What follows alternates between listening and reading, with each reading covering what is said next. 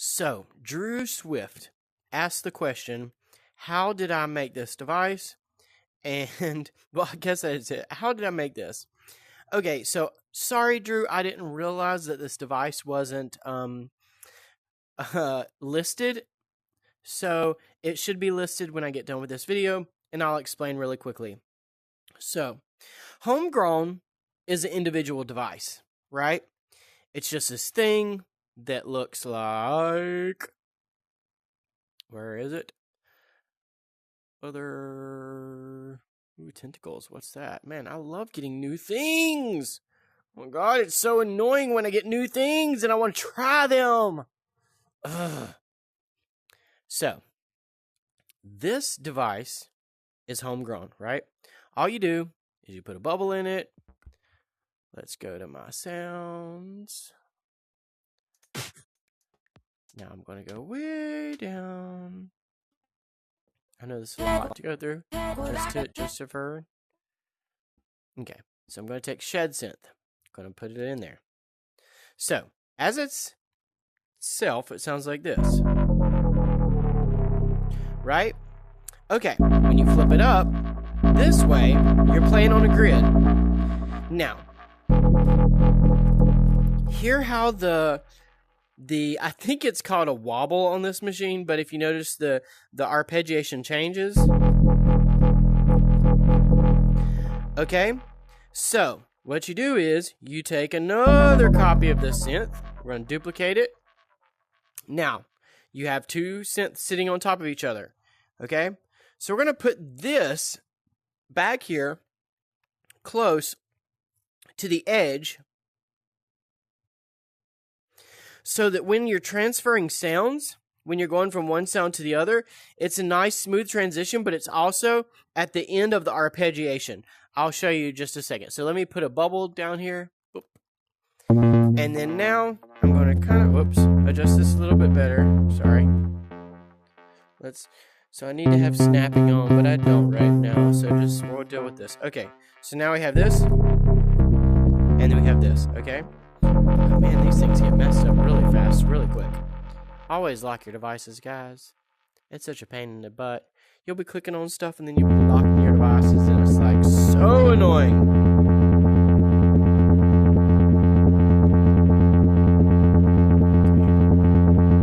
Okay. So we have a halfway. There we go. Okay. That's better. So we have a halfway decent device now. We're going to lock this one because it's annoying because it will move on us. So now we have a grid down here and we have a grid up here. So we have this grid down here we can play. And we have this grid up here. Now, in the last video, as you see down here, what I have is I have three grids blended together. And what do I mean by the arpeggiation changes when I hit a grid? Well, if you look here, I go from black to pink. So in black, when I'm hitting this first synth, right there, it's playing this sample. But when I go to the second pink area, it's playing this sample. Now, when I put those two together, these are the same sample. These are the same exact sample. The same exact sample recorded in the same pitch, right? So if I'm going up and down on the same sample, then I can add a really cool arpeggiated delay effect. You want to barely tap the instrument. Now if I'm playing bass, I can do it this way. Sorry, let me go down a little bit up.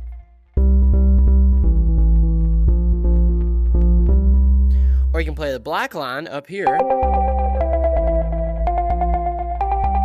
Or you can play the pink line. So if I'm playing two at the same time.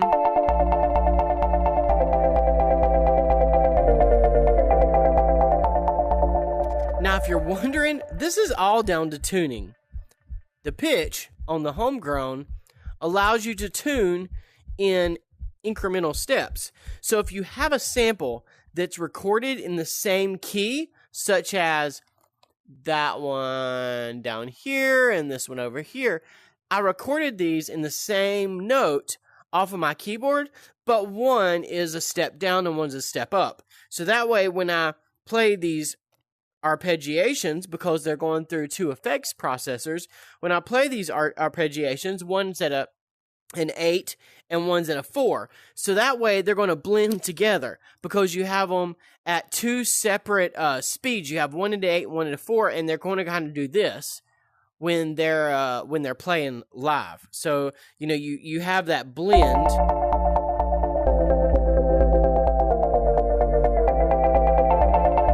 And same up here.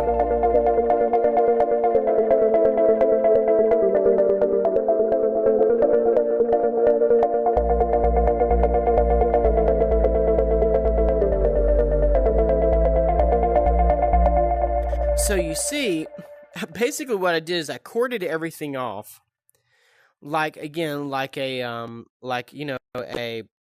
what is it? Those workstations, and yeah, that's pretty much it. Like it looks complex, but in fact, what really is going on here, and the way it sounds, the way it does, is intricate tuning this guy up one scale, this guy down one scale, adding reverb that's on 8 measures and reverb that's on 4 measures, half a fourth of a measure. So instead of sounding like bum bum bum bum, it's going to sound and then I have an 8 measure, which again is going to sound more like the 4 measure, bum bum bum bum bum bum bum bum.